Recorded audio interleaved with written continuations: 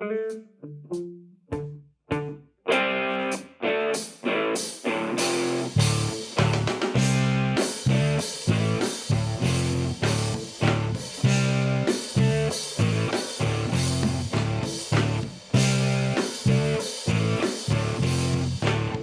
Gata, Jeff Ganolito Corntassel here from Cherokee Nation, and we're on unceded Lekwungen territory. Really pleased to have for our next episode of Frontlines Are Everywhere, Roger Fernandes and Chris Teuton, and I'll read a bio for each of them in just a second. This podcast is all about expressing our self-determining authority, our diplomacies, our trade practices, and our stories across Turtle Island and beyond. So thank you for being a part of this. Roger Fernandes, or Kawasa, is from Lower Elwha Band of S'Klallam Indians from the Port Angeles, Washington area. He describes himself as an urban Indian, as his mother, Violet Charles, moved to the city of Seattle where he was born in 1951. His great-grandmother was Annie Ned from Squim, who married into the Makah tribe and moved to Nia Bay, the home of the Makah people on the northern Olympic Peninsula. He is from a family of 4 brothers who are all active in doing various cultural things like singing, basket making, artwork, and storytelling. So welcome, Roger. Thank you for being here today. Chris Teuton, or Noi, is a professor and chair of the Department of American Indian Studies at the University of Washington, Seattle. He's also a citizen of the Cherokee Nation and member of the Achota Tanasi Ceremonial Grounds in Tahlequah, Oklahoma. Chris teaches courses on Indigenous literature and storytelling, Indigenous studies, and Indigenous research methods. Chris's scholarship involves Indigenous oral and written literary studies, community-based cultural heritage, and language revitalization work, and field work exploring the perpetuation of Indigenous arts and epistemologies.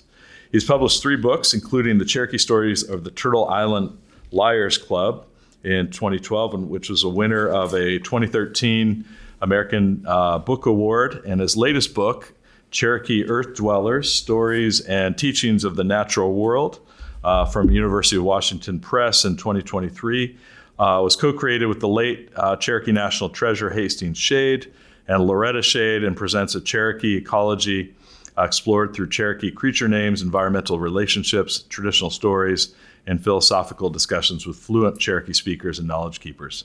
Chris's actions are motivated by his evolving understanding of what it means to be a good relative in support of Indigenous nations, communities, sovereignties, and decolonization. To that end, Chris strives to make space for Coast Salish communities, and his knowledge is in his work at University of Washington. So thank you both for being here, and I'll turn it over to both of you to introduce yourselves, starting with Roger.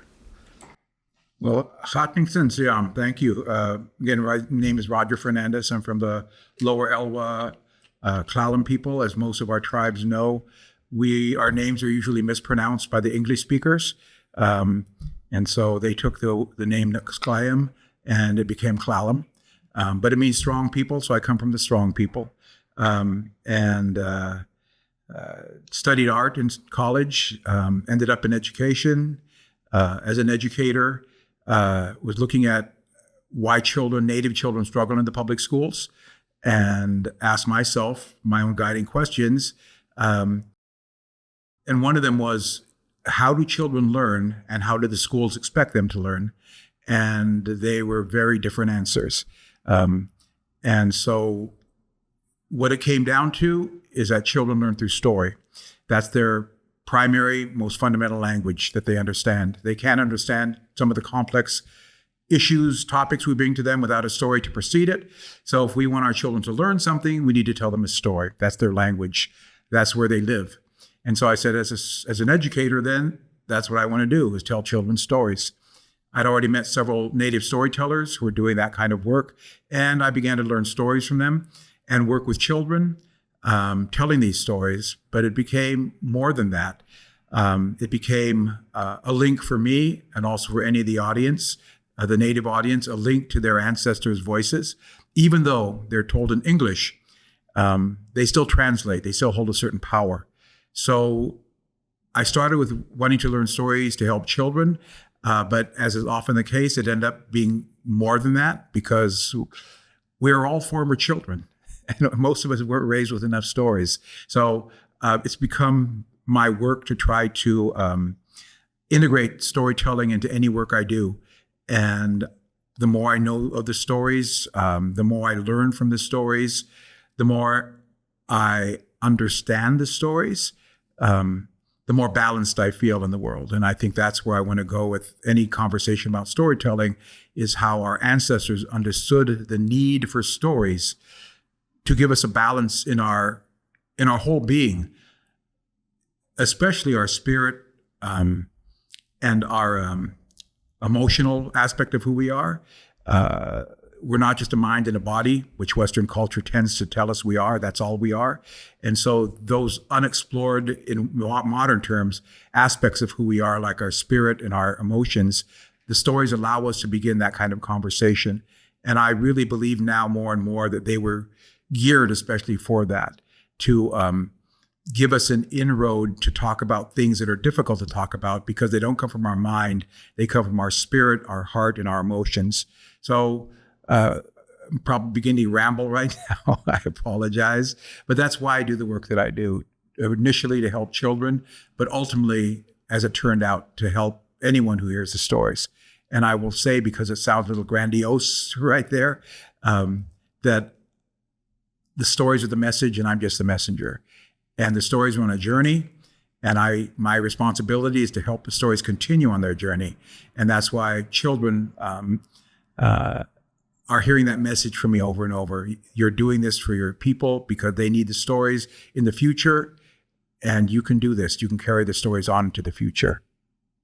Wonderful. Wado for that, and such a powerful way to start us off. Thank you. I'll turn it over to Chris to introduce himself.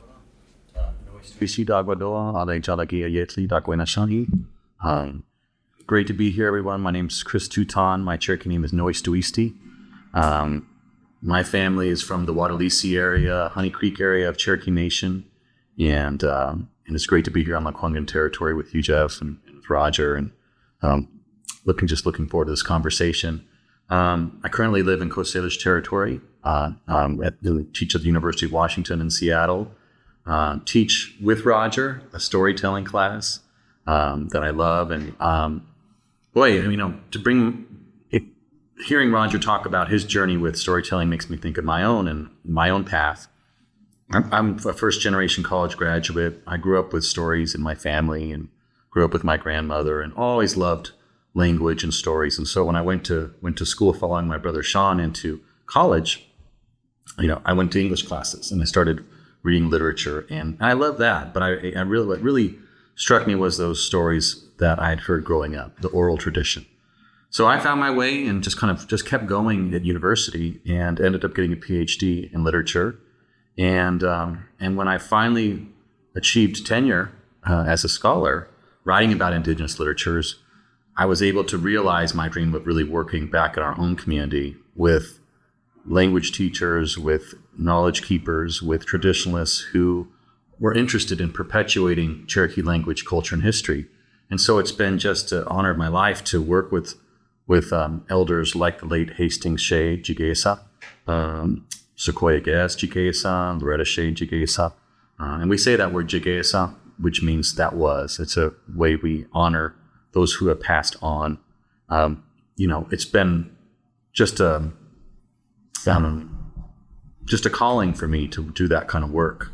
And I'm glad that we're continuing it in a lot of ways. This book, Cherokee Earth Dwellers, Stories and Teachings of the Natural World, was written with Hastings as my co-author in a posthumous way. He passed in 2010, but I was able to work with Loretta Shade, his widow, until her passing, to perpetuate these stories and teachings and the names for creatures of the natural world, which were so dear to Hastings. He would, since the 1970s, would carry around a little notebook in his breast pocket and talk to other elders and write down the names of creature names that they would kind of confer with together and remember. So this book contains over 600 different Cherokee names for the natural world and creatures of the natural world. And the idea behind it was that we were going to, that's important to know these names because these creatures have their own being, they have their own families, and they have their own histories, and we have teachings and stories about them. So knowing these creatures can make us closer to the natural world, to make us value it, to know it, and in that way to value it more than often people do today. It becomes more personal because you know the creatures and you know their stories and you know their teachings. And we're currently working on a digital version of this book, which will be out, published by Raven Space of UPC Press in about July.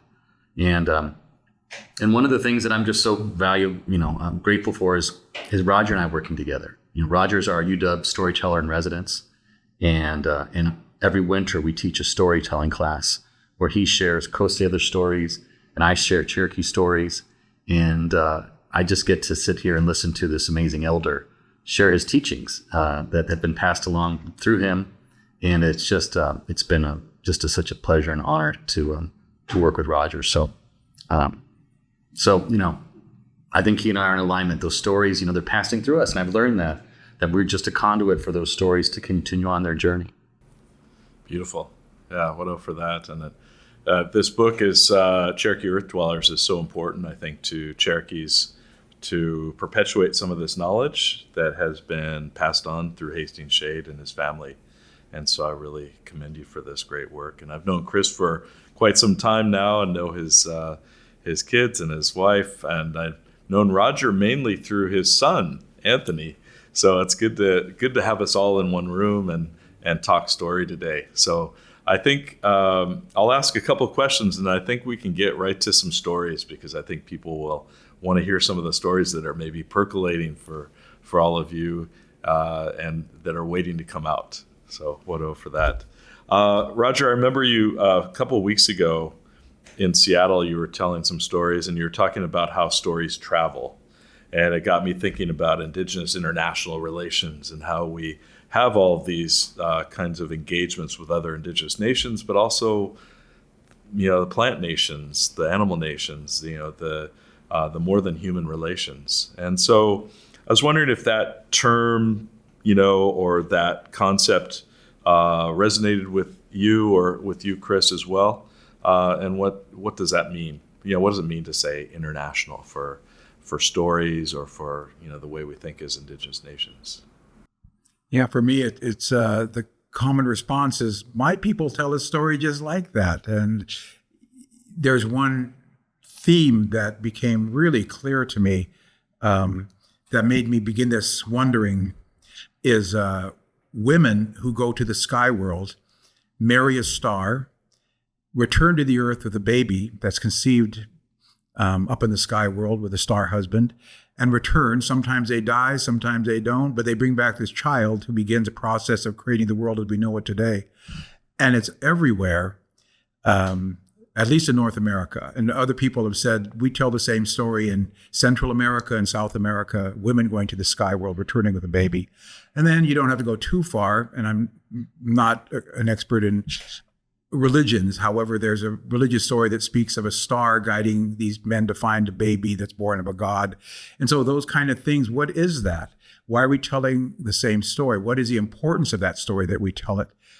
And so I oftentimes that leads me into the idea of how I define mythology, that myth is a story that is so big that it addresses questions our brain can't figure out. Our brain is all powerful in this culture, but you can't figure out a lot of stuff. And there's a mystery that the mythic stories allow us to, at least at one level, feel we have a connection with this story. And so the mythic story to me then is a big story that answers questions our brain cannot answer. And that tied to another question, how do these stories move then? And I read this article, said there are two ways stories move. One is called diffusion, that it is stories just travel with people. Wherever people go, their stories go with them. They share this story at a village or a nation across the mountains. Those people now have heard it to the point where they carry it now. But then they add their cultural and environmental aspects to it that broaden the story and change the story in a little bit of ways. And then they travel, so we just keep traveling, and our stories travel with us. And that's part of, again, my responsibility to keep the stories traveling. And so that's one way, diffusion. The other way, this person explained, They said it was a little more metaphysical in that it kind of like builds off of the idea, and hopefully you guys can help me with the term. Carl Jung came up with this idea called the universal subconscious, that the idea that we all share a common spiritual foundation. Every human shares the same common spiritual foundation. And because of that, we share the same dreams, that we all dream the same dreams. And because of that, we come up with stories that share the dream and answer the questions that dream might arise within us, bring up for us. And so it's more of a, in the broadest term, this is just who we are, that we tell the same stories because they come from the same need, from the same source that we each carry. And of the two, I like the second one, the latter one, that we all have a common link that asks these huge questions that our brain cannot quite answer enough to satisfy some need we have inside of us. Not just our brain saying, oh, that makes sense, good, I accept that, but something much, much deeper than that. And so the mythic story then is very powerful. And therefore, maybe all around the world, there are stories of women going to the sky world, bringing back little babies. What does that mean?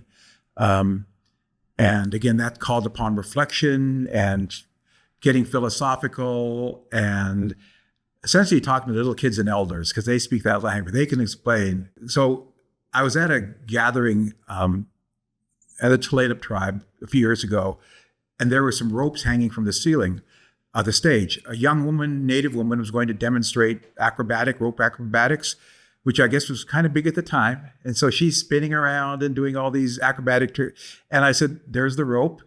There's the young woman coming down the rope.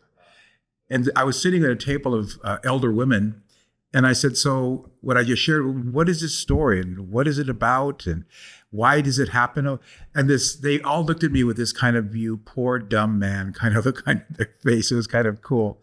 And they said, this one woman said, well, when a woman is carrying a child, she is in her most sacred state. She has gone to a place that is sacred to carry that child to conception, to birth. And so then when she returns, she's come back from a sacred place with a sacred being. And I went, oh, okay. I think I understand a little bit more now, but I still have a lot more reflection to do on that. Because my wife and I, she tells a story that's same story. Women going to the sky world, marrying a star. The husband comes to the North Star. She dies, coming back to the earth, but the baby lives on. And it's just incredible. That's their story again. And if I have a couple minutes, I'm going to tell a couple stories that when I do mythology kind of thing to give the students a basic sense of what I'm talking about. Very simple story that comes from here. It also comes from east of the mountains of Washington, like the Yakima area. It also is told all the way to the East Coast by the Lenape people, the Delaware people. I'm probably mispronounced the traditional name. But anyway, it goes like this. A long time ago, dog and wolf were friends. They were very good friends. They would visit together, travel together, eat together. They were like brothers. They were such good friends. But one winter, it got really, really cold. And poor wolf and dog, they were sitting in the woods and they were shaking and freezing and they were hungry. And wolf said, if we don't find some food, we're going to starve to death. Little dog said, if we don't find some fire, we're going to freeze to death. Wolf said, I wish I knew where we could find fire and food. And the little dog said, you know what? I know where to find fire and food. Wolf said, you do? Where? Little dog said, you don't worry about it. I'll be right back. Little dog takes off and heads to the human village. When he gets to the human village, he sniffed the air and he smells smoke. And where there is smoke, there is fire. He goes to one of the houses and sniffs again. And he can smell food cooking over fire, so food and fire. This little dog is in the right place. He goes to the door of the house and peeks his head in the door and looks around. And sure enough, in the house, in the middle of the house, there's a fire. Hanging over the fire, there are racks of meat that are cooking. And sitting by the fire, tending the fire, is a little girl. Well, that little girl sees that little dog sticking his head in the door. And she says, "Oh, little dog, come in, come in." And he likes her voice, and so he comes to the door. She says, "No, little dog, come over here by me." And he likes her voice, so he comes closer. Now he's by the fire, he's warm. She said, "Little dog, you look so hungry." And she reaches in a basket with cooked deer meat and gives him some deer meat, and he eats it up, and it is so good, his little tail starts to wag. She said, "Oh, little dog, let me give you some more." She gives him some more cooked deer meat. He eats that up, and now his little tail is really wagging. And the little girl said, "Little dog, please stay here with me. I will always take care of you.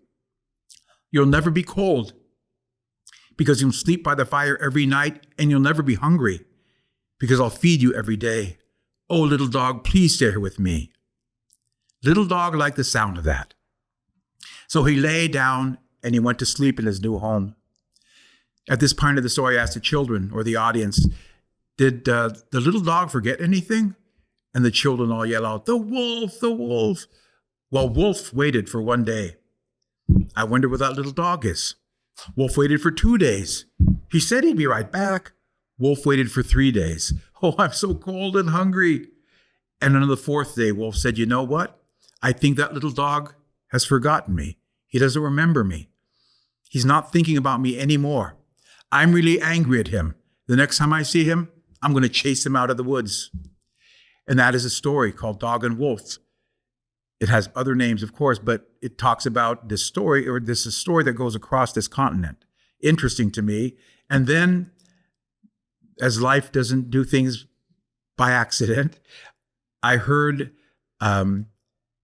some African storytellers at an event, and this came from a group, a teller who is from a group I believe is called Mabundu.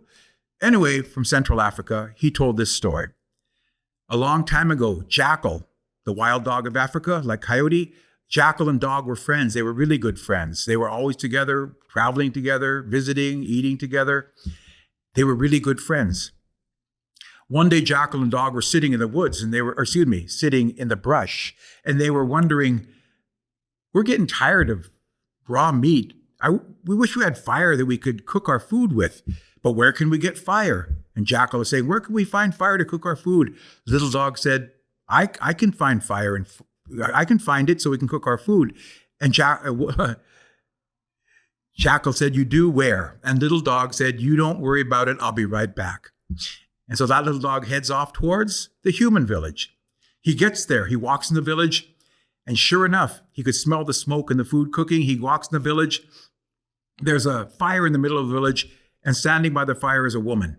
And this woman is scraping off the leftovers off the pots and pans and plates from the meal the people had just eaten. She's cleaning off all the leftovers into the fire. That little dog goes up to this woman and sits by her and looks at her with those, I think they're called the sad eyes, the little eyes that dogs have. "Please, lady, please, I'm hungry." The lady looks at the dog, scrapes off some of the leftovers in a pot, gives it to the dog, eats it up. "Oh, please, lady, I'm still hungry, please." She scrapes off a bowl full of leftovers he eats that up. He says, "You know what? These people already have fire, and they cook their food, and they will give it to me if I stay around their fire. So I'm going to stay here with these people." And little dog goes to sleep in his new home. And so I heard that story and said, I know that story. I've heard that story somewhere before. So again, it was a simple story. I don't think a mythic story automatically confers that it's a really long, complicated story. A simple little story about a dog and a wolf, a dog and a jackal, the dog leaving, the dog not coming back, going to live with humans, food, fire, and a woman. It's right there. Now, what we do with that combination of things, that's our own personal reflection and our own interpretation, the meanings we give to it. But I'll just mention for me that I've thought about those simple stories long enough to feel, how do we, as a little toddler going around screaming and yelling and throwing things, how do we become able to live with the people, our own family, our own community? How do we do that? How do we come to be a human being? And if that's the question, then I had to reflect some more and say, well, it might have to do with fire, food, and a woman. That's my interpretation. But that's me. Anyone can interpret it their own way they want. And that's probably a good thing, because I will learn from other people if they share what they see in the story that I cannot see. But how people become human, because dog chose to live with humans to the point where dogs and people are like peas in the pod, I guess they call it, right? We just have to be together. So anyway, that's how I approach mythology, storytelling, why we tell the same stories all around the world. That's just the beginning. There are many, many other stories like that too. Yeah, and I love the comparison, and how similar they are. So thanks for that. Chris, we'll go to you. Just, kind of Indigenous internationalism or relations or stories that travel, but also any stories you want to share. Sure. Yeah, thank you. I think Roger and I see eye to eye in thinking about the ways stories and myths and symbols speak to our humanity, speak to those bigger patterns that we as human beings flow through. We're all born, we mature, we come into our own, and then we age and die. And there are stories that speak to those experiences across our lifetimes and to our relations and to the ways that that we come to learn about what it means to be a human being, what it means to be a good relative. And stories are teachings. And as Roger says, and as I've heard other elders talk about as well, stories speak to the heart. When I tell stories, when Roger tells stories, when we teach our class, and it's the same pattern I see back home in our communities as well, that we don't interpret the stories for anyone, that you leave it open-ended. You let the stories ride, as Hastings would say. And what each of us, what meaning we find in the stories is that's the point. It's not about understanding them. It's not about critiquing them in a literary way. It's about reflecting on the emotions and feelings that emerge through the listening. And if you follow that, if you listen for that, that begins to teach you something that the story has there to teach. A lot of the stories that I can speak to internationalism just in the way that Roger and I teach our class. We are doing a comparative kind of work where he will share Coast Salish stories and I'll share Cherokee stories, and we can speak across those broad, cultural and spatial lines from Cherokee territory to Coast Salish territory. But there's connection thematically. When he was telling those stories about dog and wolf, I was thinking about stories that I know about that have dogs in them, stories that I know about with wolves and friendship and some of those teachings. I'll tell one in a minute here, but we're actually working together on a book project now. Roger and I had started a book project to work on Coast Salish stories. So whatever little bit that I've learned from my elders and how to actually work to collect and perpetuate our storytelling traditions, we all have a role to play. And that's one of the things that I've been taught in my work with elders is that, hey, you have this role that you can play. You can help us perpetuate. You're going to be the one that's going to write these things down, that's going to help us do it in a good way, and to share back those stories to our young ones and to adults, people who want to read our stories, want to hear them, and then want to be reminded of these things, because we need to do that. We need to continually perpetuate that in our communities. And so I'm taking that skill, whatever skill I have in doing this work, to work with Roger to do a collection of Coast Salish stories. And that in itself is internationalism. That's where Indigenous peoples working across tribal boundaries to support one another. And I would never, I wouldn't want to just teach a class on Cherokee storytelling, in Coast Salish territory. Roger, it's absolutely essential to center Coast Salish stories where we are in Coast Salish territory. So, but there are things we can learn from one another, and there's stories that he's told that he has said it's okay for me to tell now. I know that I've heard them enough times to be able to share them. So the story I wanted to share about a wolf, maybe old wolf, after kind of getting left out away from the fire, maybe he took a different path or something. Maybe he turned out this way. So this is a story that was shared with me by my really close friend, Sequoia Guest, Jigesa. And it was a story that his grandmother, Maggie Turtle, told him. And Maggie Turtle passed away long ago, like in the early 1980s, and she was born in the late 1700s or 1800s. And when Sequoia was just in his mom's belly, his grandma Maggie Turtle said, "This one's going to be a storyteller."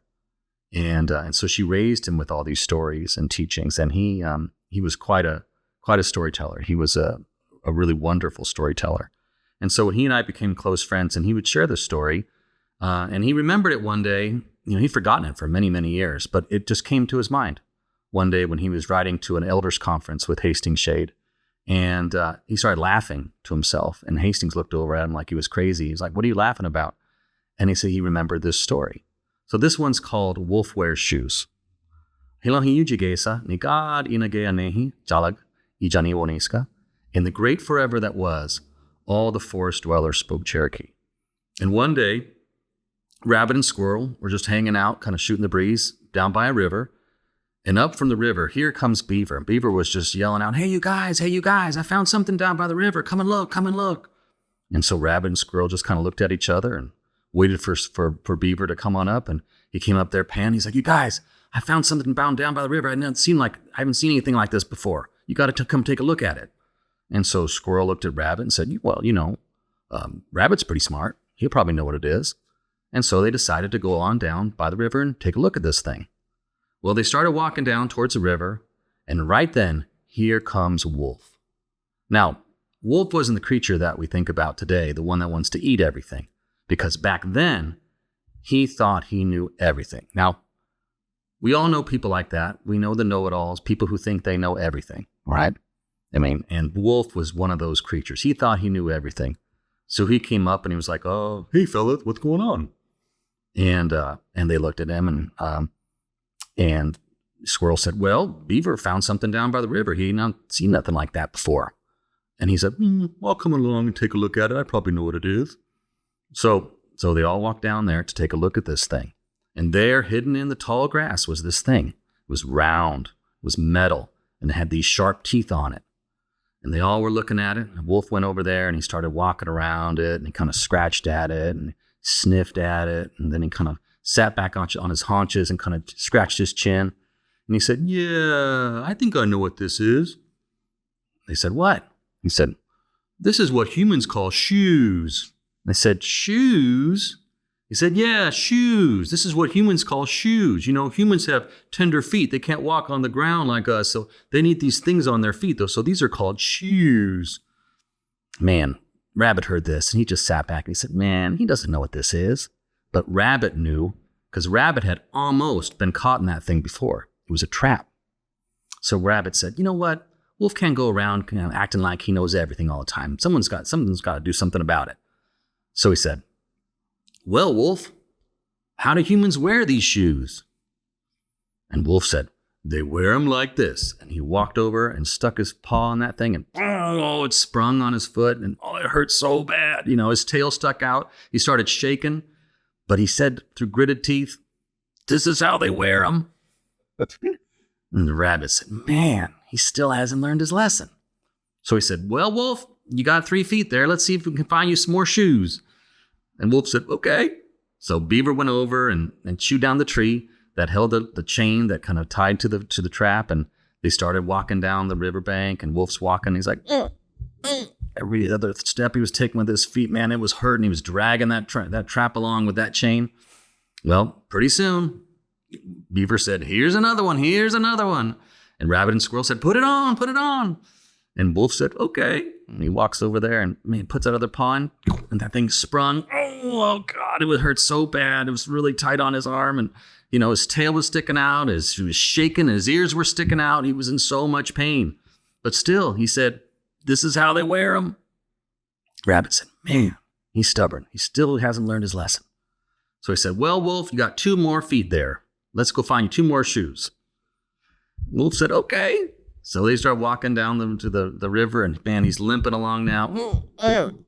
It's just hurting so bad, dragging those traps and those chains down the river. And by then, all the other little animals in the area saw what's going on. They're all crowding around.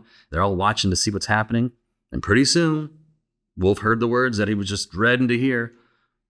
Beaver said, here's another one. All the little animals were like, put it on. Wolf said, okay.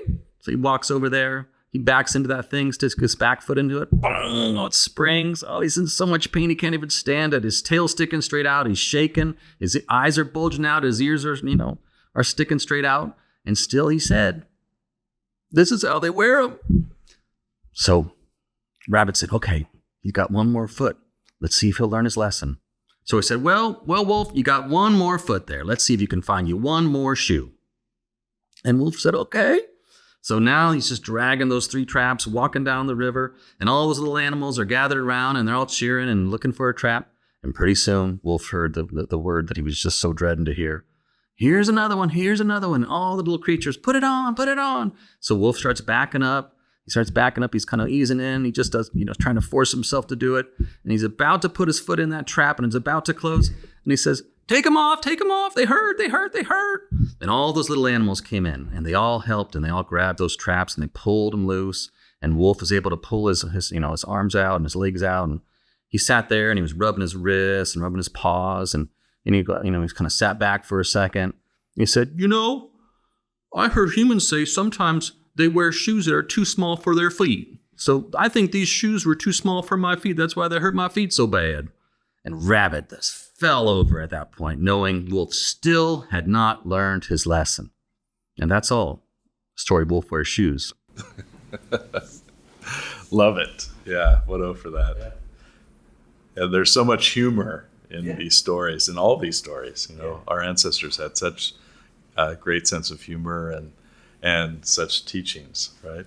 Yeah, and like Roger and I talk when we teach our classes, we try not to intervene with the interpretation of the story. But sometimes, and I found that in my own work, sometimes you got to give a little bit of a head start to folks, because what may seem like a simple story or just a humorous story, they contain teachings that really can cross a lot of boundaries. I mean, in a story like that, if you know that G-Stu, Rabbit, is a trickster, right?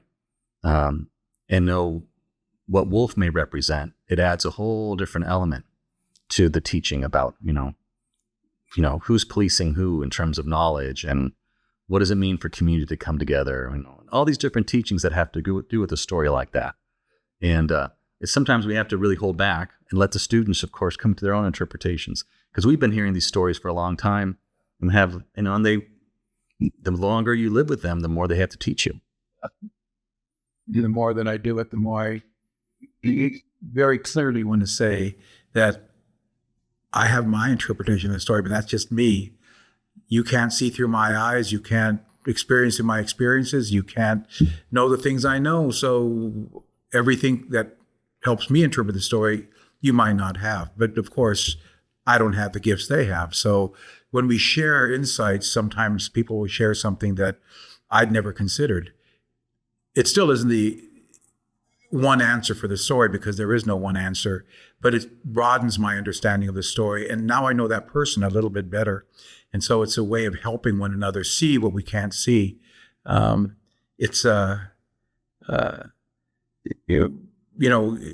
listening to Chris, it's that story in particular. It's like, oh, I know a story just like that. Again, it's there's a point in the story where the kids catch on what's going on, and you hear them going, oh, they get it. They see what's happening, and then they're anxious to tell you what they think the story is about, and why there are certain people the way they are. So it allows little kids and anyone to be as philosophical as they can be. Why did this happen? What is it about being a human or a wolf or having a certain personality that maybe you behave in a certain way? And so it's very powerful. Sometimes the simplest of the stories are very, like that dog and wolf story. One thing that I looked at right away, again, I'm not going to spell it out for anyone, but I did look at it. When that dog stuck his head in the door of that house where the little girl was watching the cooking food, tending the fire, she saw him, and she could have picked up a rock and thrown it at him and said, shoo, go away, little dog, because she didn't see this dog before. But she didn't do that. What did she do? Come in, little dog, come in. She was doing what her people taught her. Welcome people into the house, even a stranger, welcome them in. And then what else did she do to make him feel welcome? She gave him food. welcome them in, sit by the fire, be warm, I'll give you some food. This is what she was taught, she was practicing. And in this story, you learn that. This is what my people expect of me. They don't intellectualize it, they just know that this is how I behave. Then I asked little children, kindergarten, so are we taught to welcome strangers in the house in our modern culture? And they almost scream out, no. And I said, all right, you guys got some strong feeling. Why don't we do that? Well, they give this litany of they could hurt you, beat you, they could kidnap you, they could kill you, they could do all these terrible things. And I said, so you're telling me a stranger, someone you don't know, could do all these terrible things, and they could be a very bad person. I understand that. I respect you for understanding that. But they could also be a very, very good person. But if we treat everyone as though we're afraid of them, we don't trust them, we don't respect them, is that a good way to make friends? Again, my questions are guiding, of course, and maybe a little too guiding, but I want them to consider a certain point, which is, what is it about this culture that says do not trust people you don't know? Our people were cautious of people, but they were respectful. And so it is that idea that I want them to play with in their little minds, is, so why am I taught to be afraid of people? Which is a much, much bigger question, but it's worth considering. In the stories we see over and over again, come in, let me give you some food, let me share with you. And that's a tribal culture, perhaps perspective that the modern civilized cultures don't have anymore. But again, that allows little kids and any audience to be able to respond to, why is it this way that we don't welcome strangers into the house? Okay. Which becomes a philosophical question, of course. Absolutely. Well, and something that kids can run with, and they can, you've given them so much room to play with, right? I was thinking of protocols and kind of the ways that we share stories. And Chris, I was reminded of, when you said, you hope Roger tells a story at some point. And I had a friend who was telling stories once, and someone came up to her afterwards, a non-Indigenous person, said, I can't wait to share these stories with other people. And she said, wait a second. I learned these from my grandma. I spent years and I got permission to tell these stories. And so I was wondering what you thought about, what are some, things to consider, especially for people receiving these stories, but also the ways in which you've gotten permission, or you've gotten, I don't know if permission's the right word, you've gotten the kind of affirmation of these elders or these relatives to tell these stories. That's a great question. And it's going to be a question that's going to be answered differently depending on what culture you're coming from and who your people are and the kind of stories and teachings you're sharing. One of the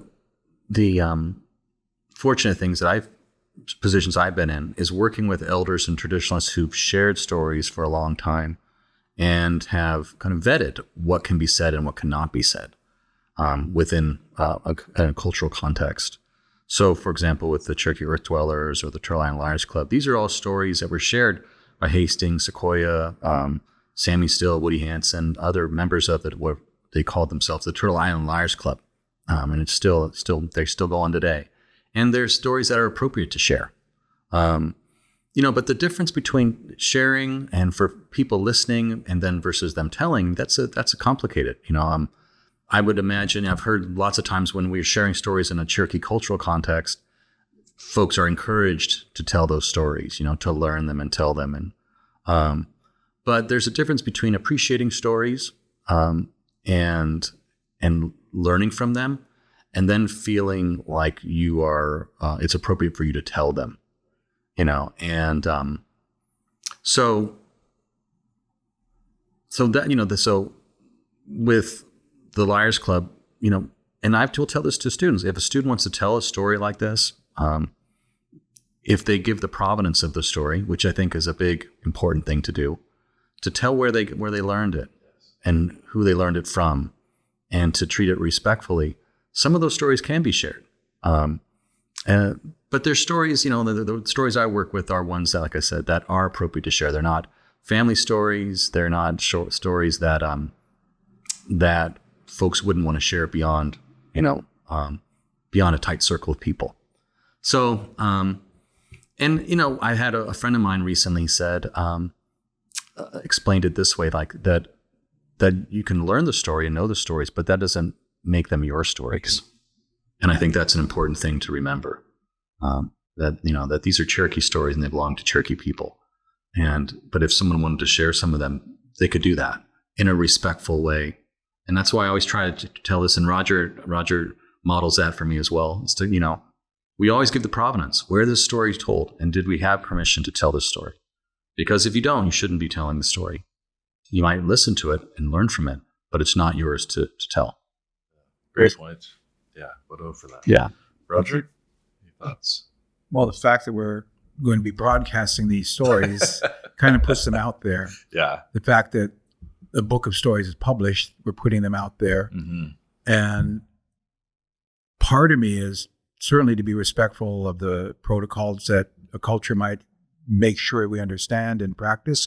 But for me, the story is on a journey. And there was just a break in the dam when all of a sudden it's on a CD or on a internet site or something. It's being told everywhere. It's in a book. And so now how do we control that? We can certainly put cautions in or requests that, if you choose to learn and tell the story, please note that it comes from the S'Klallam people or it comes from the Yakima people or whatever, and that you learned it from this person. You do all the protocol things Chris was talking about. It's to me, the modern age has broadened the possibility for the stories to go much faster and further than we might have imagined before. And how do we get people to have that respectful understanding that these stories come from certain people, which means it comes from a certain environment, a certain world, a certain place, a certain culture that we cannot ignore, that's pivotal in the story. To understand that it comes from people in a certain place for a certain reason. So I'm probably not going to answer the question as cleanly as I always ask. If I hear a story, like I've been listening to one of the stories that Chris shares, that just profoundly impacts me in the kind of work I want to do with people in storytelling, that I've asked him, can I tell that story? And he shared it. But I still haven't quite gotten the ending yet. So I'm not going to tell it until I get it right. And then I need to share it with Chris in such a way you got it. And then if he has any cautions, don't tell it in this circumstance or that, then I have to take that into account as well. I went through a process of a story called the Ayayesh Girl, which comes from the Yakima people. I believe it's the most profound, educational, relevant story that I know. It's incredible. The belief of a child that they're dumb. A community convinces this child they're dumb and they live in the world and they're out in the woods alone, and an old tree teaches her how to make a basket in a very thorough process. At the end, she can make a basket. I'm not dumb. At the end, she can make designs. I'm not dumb. So she had to go through a whole process to understand that. And I said, our kids are struggling in the schools because, in my opinion, they're made to feel dumb. That the educational system we're in now is based upon what we don't know, not what we do know. And so therefore, children feel already at a disadvantage. And some children, certain groups, certain categories receive the message over and over, you're not the same as the other kids. There's something different about you. We have to give you special treatment or whatever it is. And so therefore, is it possible a certain kind of educational system will make children feel they're dumb? That's, to me, a big question. That is part of the examination of why our children struggle in the schools. But that story, as powerful as it is, isn't my story, not for my people. So I learned it because I heard different tellers telling it. I wanted to tell it, but I did not want to just grab it and say, hey, I got this great story, we got to hear it. I went to a Yakima elder, a Yakima educational leader, a political figure in the tribe, and I said, here's what I'm trying to do. I believe this story needs to be heard by every teacher and every student across the state, if not the whole country. It's just a powerful story of how a child changes from someone who believes they're dumb to someone who knows I have strength I can build upon. And she listened, and then she had me tell the story, and she heard me tell it actually at a conference. I said, well, I'm going to tell at the conference next week, and that's why I'm talking to you now. what I'm proposing is to put this story out to the world and say, this story is necessary. And she heard me tell it and said, all right, I understand. You can tell it then. That was a nerve-wracking process because she could have said, no, this story is not for S'Klallam to tell non-Native people. But she, in my opinion, she understood the universal impact the story might have, especially for Native children, but all children in general in the school systems. And she said, okay, we can do it.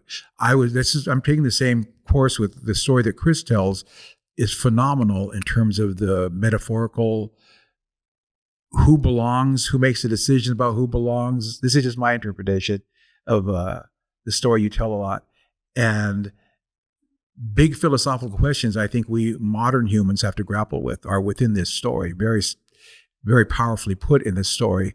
Can I unleash it on the world without permission? That would not make me feel right. So I want to go through a process of making sure people understand why I use this story in this way.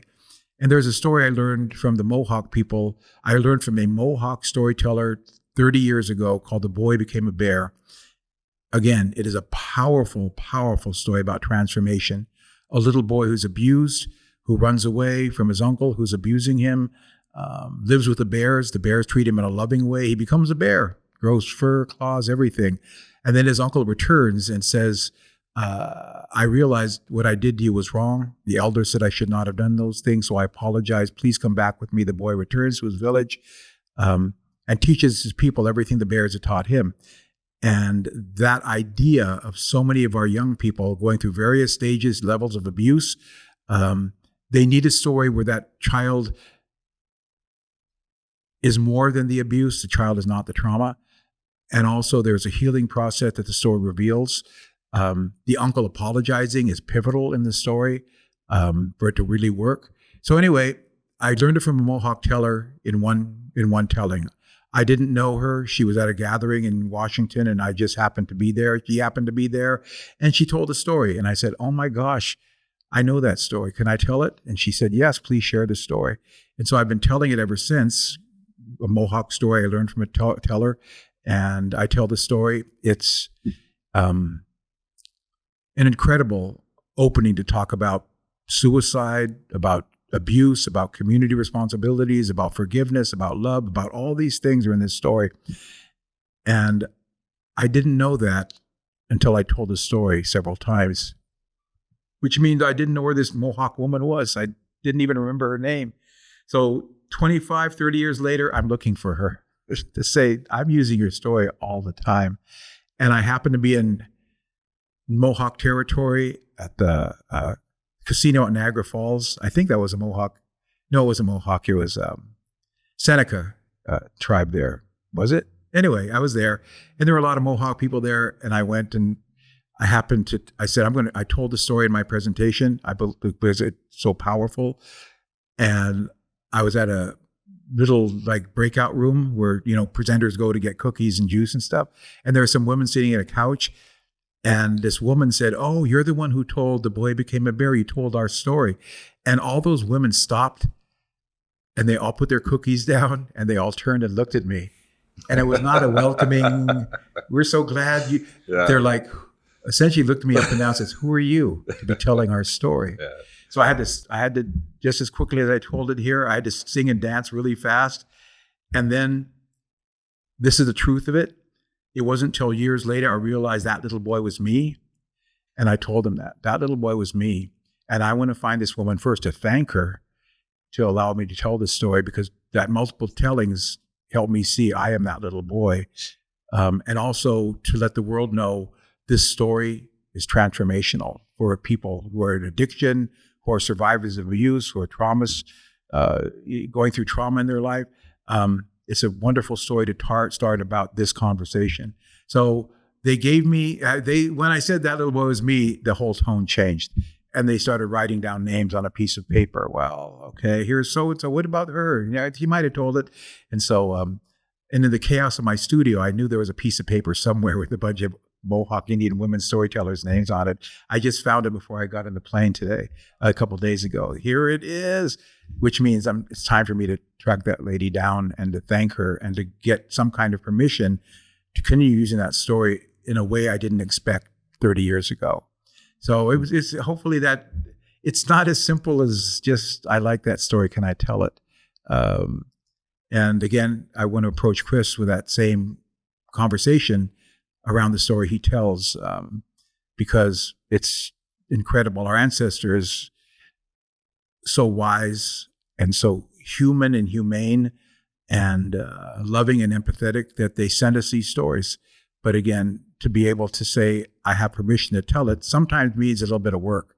Because sometimes we hear a story, we don't know the source because we found it in a book perhaps, or we heard someone tell it at a conference. I don't remember who it was, but we have work to do to make sure that we respectfully ask for permission to do some of these things. And I'm trying. Still a little bit more work to do, though. Yeah. Oh, no. Yeah, that's such a powerful sharing. Thank you for that. And it shows that the stories also transform us as we're telling them, right? Mm-hmm. As well as us possibly transforming other people and other relationships. We hear a lot of stories, but we don't remember all of them. We remember certain ones that touch us in our spirit. And therefore, that's the draw, I believe, that our ancestors always understood. I'm going to tell you a lot of stories, not getting at all of them, but with the ones that are important to you, you will remember. And so, that's helped me a lot as a teller. The stories that I do remember have a meaning to me, not just to the audience, but to me. And then factor that into my interpretation of how the story might work for people. I tell these stories to people in treatment centers dealing with trauma and addiction because they're in the process of transformation and they need some guidance, not for their brain, not for their psyche, but for their heart, their spirit. And I believe that's what the stories are meant to do more often than not. Yeah. Well, we have time for two more stories. Kind of like a story off. You talked about that a couple weeks ago. Maybe each of you want to share a story that's coming to you or that has been sitting with you for a while. Yeah, sure. As Roger was speaking, I was thinking about the choices we need to make, the choices we have to make as human beings. We always have. We can go this way, we can go that way. And we need to make those choices, and they can have a profound effect. And so I'm reminded of this story, this traditional Cherokee story called Uktena and Thunder, or Elwha S'Klallam Thunder. Uktena and Thunder. And it starts like this. Long time ago, there were two boys living in a Cherokee village not far from the Hiwassee River in what's now far western North Carolina, Cherokee territory. And they were walking up a really narrow canyon, these two young hunters, and saw a snake laying on a flat rock right near the river. And the Inada, the snake, rose up and said, "Hello, you two fine hunters. Would you be willing to help me?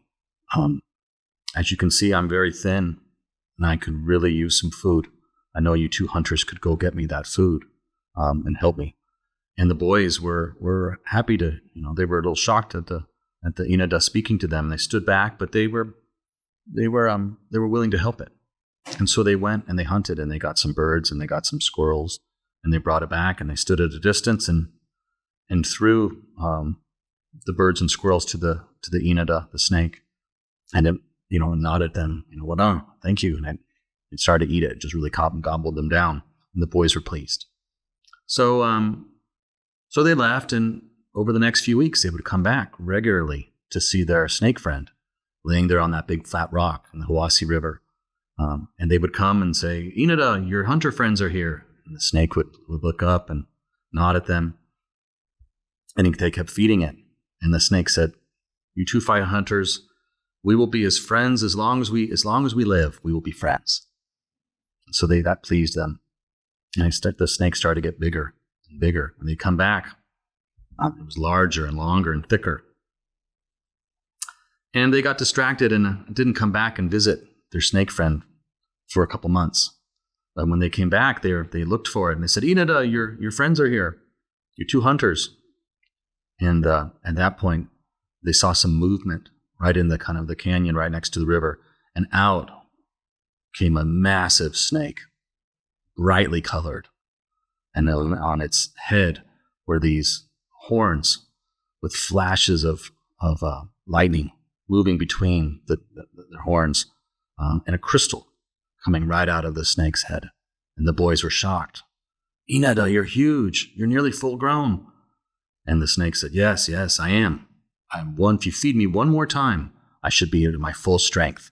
And remember what I always said, that we will be friends as long as we live. And the boys were like, okay, well, we'll go do that. We'll get you some more food. And they left.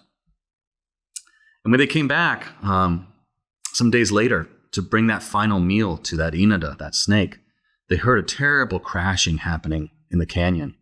This crashing, it sounded like thunder and lightning just kind of going. And they're like, that's right where Inada lives. Let's go check it out and see if Inada's in trouble. And they went there.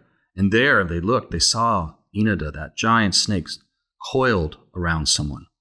And the coils were squeezing someone. And there was flashes of lightning, flashes of and sounds of thunder coming from this being, this human-like being that the Inada was holding. And as they approached, this being spoke to them and said, boys, my name is Thunder. I'm your grandfather. Help me. Shoot this Inada, shoot this Ukten on the 7th spot behind its head. It's fierce. It's a fierce creature. It will kill you. And the snake said, Kla, no. Boys, I'm your friend. I'm Inada, I'm your friend. You're the one that's been feeding me. You know I'm your friend. And the boys didn't know what to do. They didn't know who to believe. To believe this being that said that it was their grandfather, that this snake was the greatest danger. Or the Inada, who said, no, Thunder is the dangerous one. Thunder is the fierce one. Thunder will kill you. They had to make a choice. Well, listening to this and they thinking about it, they realized they needed to choose Thunder. They needed to choose this being that said it was their grandfather. Then the Thunder said, I've supported your people forever, and I will continue to take care of you. I'm first man.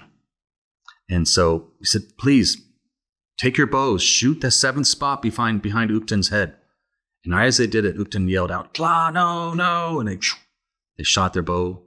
And as soon as it hit that spot, it died. The coils unraveled, and Thunder kind of rose to its full height. It started to stretch out, and it was red and blue and yellow and sparking. And you could smell the smell of thunder and rain in the air. He said, boys, you did a good thing. I'm your grandfather. This creature, Ukten, was tricking you. As soon as you fed it again, it was going to kill you. It was going to take your lives. But I'm your friend. I'm the friend of your people. And for as long as we have been together, we have taken care of each other. Create 7 fires as you leave this place, because the smell of that Ukten will follow you and it can still kill you. But if you create 7 fires, by the 7th one, it'll stop and you'll be free. And so that's the story of Ukten and Thunder. And as I tell it, I say, there's choices we have to make, leaps of faith that we have to make. Be careful what we feed in ourselves, in our communities. But something that can seem like it's helpful that you're doing because you're needed may not be good for you in the end. So it's a teaching that comes down to us, and it's one that I thought about a lot. And it's one I tell students. And, it's some of these stories are, as Roger said, the lessons are not super obvious. And I think there's a purpose behind that, because you need to sit with it and think about it. What are the parts of yourself that you're feeding? Where is it leading? And when will you listen and have faith in something that may be counter to your experience, but is the best thing for you? Yeah. It's just interesting to always say, that reminds me of a story. The Bear family was traveling their canoe along the salt water, looking for a place to make a camp. They were going to go gathering and hunting and digging roots, and they wanted a good place. They found this beautiful bay, beautiful sandy beach, woods leading up to the mountains, forest leading up to the mountains.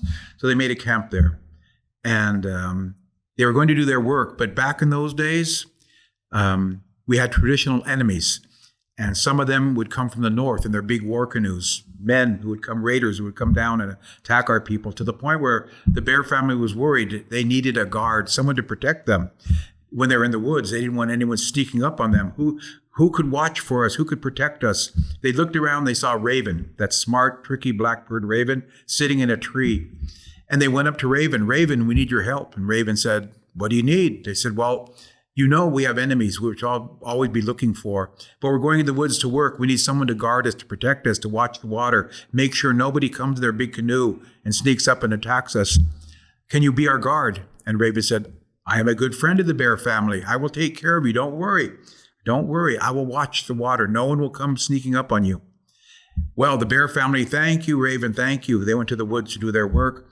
And Raven sat in that tree looking out of the water for 5 whole minutes. And he said, you know, this is kind of stupid. What am I here, sitting here looking at? There's nobody going to show up. Nobody's going to attack them. Nobody's going to sneak up on them. And I'm wasting my time looking at the water. So nothing's going to happen. I'm going to go find Crow and we're going to play some games. And so Raven flew off to look for Crow, leaving the Bear family unprotected. As soon as he flew off into the woods, what do you think appeared on the horizon of the water, the ocean? A big canoe full of warriors coming from the north. They were coming and they saw the fire from the camp they had built. And they said, look, there's a camp. And they started paddling their canoe right towards the camp. They were going to attack the Bear family, unbeknownst to the Bear family, because Raven was gone now. And so sitting on the beach on a log was a little tiny fly. And the little tiny fly saw everything. He saw the Bear family make their camp. He saw them ask Raven to protect them. He saw Raven said, I'll protect you. He saw the Raven fly away and the enemy canoe was coming. He saw that as well. So he said, I have to do something. What can I do? Well, he knew that up in the mountains, the Olympic Mountains above our villages, that's where Thunderbird lives. Thunderbird is so big, when he blinks his eyes, he makes lightning. So big, when he flaps his wings, he makes thunder. So big, he hunts for whales in the ocean, kills them with the lightning that comes from lightning snakes that come from his wings. So little fly, I say this a lot in this part of the story, the little fly flew up the mountain. He was flying higher and higher and higher. He'd never been up this high before, but he knew he had to keep going. He was getting tired. He was getting exhausted, but he kept pushing himself higher and higher, his little wing just buzzing away, flying higher and higher and higher. He'd never been this far. He's so tired. But finally, he got to the cave of Thunderbird at the top of the mountain, Mount Olympus up there. And he flew into the cave, and sure enough, there was Thunderbird sitting in the back of the cave in the darkness, eyes closed, sleeping. That little fly flew to Thunderbird and began to yell, Thunderbird, Thunderbird, the Bear family needs your help. There's an enemy canoe full of warriors coming. They don't know it. They need your help. You need to protect them. But Thunderbird slept on. So that little fly flew up to Thunderbird's ear and yelled in his little fly voice, Thunderbird, wake up. The Bear family needs your help. They're going to be attacked. Warriors are coming from the ocean in their big canoe. This time Thunderbird heard and opened his eyes, and lightning flashed. He walked to the entrance of the cave, flapped his wings, thunder. And then he flew into the sky, and he flew to the ocean, and there was that canoe coming closer to the bear camp on the beach. And he began to fly in a circle above the canoe, and he flew faster and faster and faster. And as he flew this powerful circle, faster and faster, the water began to spin underneath him. And now the men of the canoes realized there was a whirlpool around them now. And they were frightened. They began to paddle harder, trying to get away from the whirlpool. But the power of Thunderbird was too powerful. And that Thunderbird kept going, and the whirlpool became so powerful, it pulled that canoe and those men under the water and then closed, and they were never seen again. And that story is called The Fly. I love it. Love it. Well, we could talk all day and all night, and it's been such a pleasure. I'll close on this question.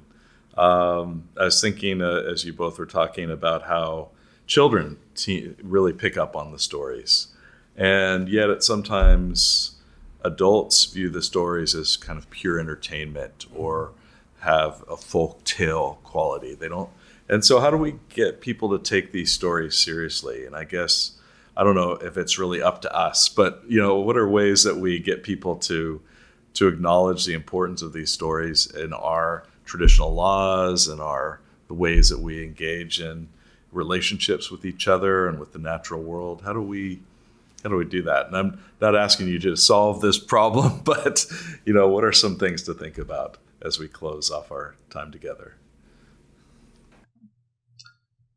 Well, I think we need to listen to the stories.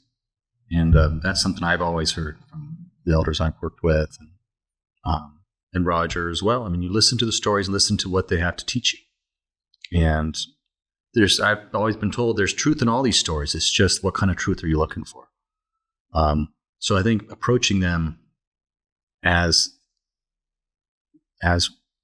cultural works that have been passed down through the generations with teachings that help us understand ourselves through self-reflection is one way to kind of take them seriously and to pay attention to what they have to teach us and to follow the path of the stories that you're drawn to and sit with them and listen to them and then learn to tell them.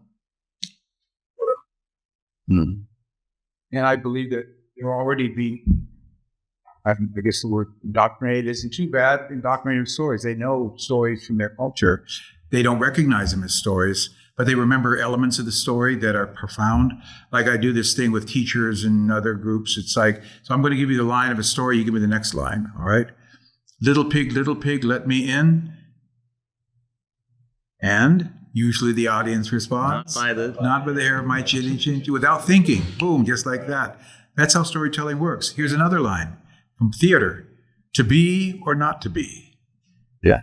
That is a question. So again, they've got these lines from stories so ingrained within their system, they don't even think about it. They just respond. And this was years ago and things have changed. So I don't like to do it, but part of the presentation was to get them to this point then. So how about this one? It's from American history. The only good Indian? And then the audience would pause because they don't want to say their immediate response to that. But the question becomes, why do you carry that in your heart? You don't have to think about it. You don't even reflect for a second. You just respond immediately. The only good Indian? And the saying, in fact, I've just picked up a good book by a modern Indian novelist called The Only Good Indians. How do we confront that story that it's burned into their hearts? And the good people who have it burned in their hearts, they don't want to kill any Indians, but it's there. So so again, that's a reflective, philosophical aspect to that idea. You have stories burned into your heart, and they do their work without your conscious mind being present. They're doing their work regardless. So that's one way that I try to help audiences look at what stories do you already know? What stories do you know? And there's one that I love. When I told that little dog story, I said that. So the little dog found a place with, the little dog sniffed the air and smelled smoke. And where there is smoke, there is. And even the littlest preschoolers go, fire.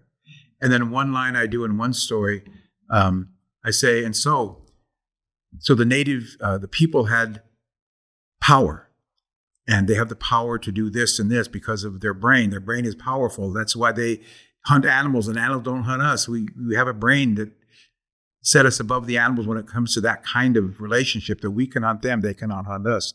And so then I say, but with great power comes, and every audience, little kids all the way up to grown-up, great responsibility. So again, there's those things that are at work right now we can build upon by connecting our stories to them. And the other thing I do is say these stories are like dreams. So many fantastic things happen in the stories, impossible things happen, crazy things happen, things that our brain is telling us that's not true, it never happened. But something about that process they can respond to. If the stories go into our spirit, our heart, I always point to my heart, then that means we need to interpret them via our heart, not our brain.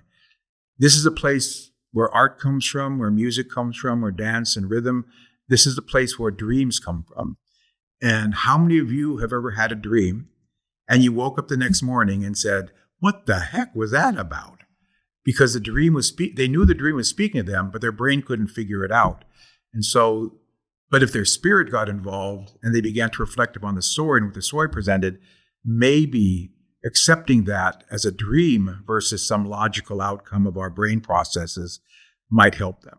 So again, that's one thing that I try to do, is just, then let's talk about your dreams and the stories you already know. But it's a long road, but I think we're in it for a while, right? And we're not going anywhere. So we'll keep telling the stories to help people look at the story as a place of reflection and philosophy. Excellent. Wodo, thank you, Roger and Chris. Thank you. Thank you so much. And anything else that we want to share other than getting Cherokee Earth Dwellers? It's coming out on a digital version. Yeah, the Cherokee Natural World, published by UBC Press, Raven Space. So I'll see if we can put that up as a link. It's free, open access, and it'll have all the stories, or many of these stories in digital format, and all the Cherokee words you'll be able to hear spoken. Excellent. When someone said, would you like to do a book, Roger? And I said, yeah, I'd like to, but it has to be like that book that Chris made. It has to be like that one. And of course, I probably won't do it exactly like that, but that's a big influence to me, that it extrapolates on so many things within the story that you begin to see through the book. This story is not just about this, it's about a world of things.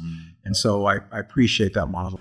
Yeah, this book gives you the feel that you're around a campfire listening to stories. And that's what we're excited to see more with you and Roger doing the next one. So, Wodo, thank you.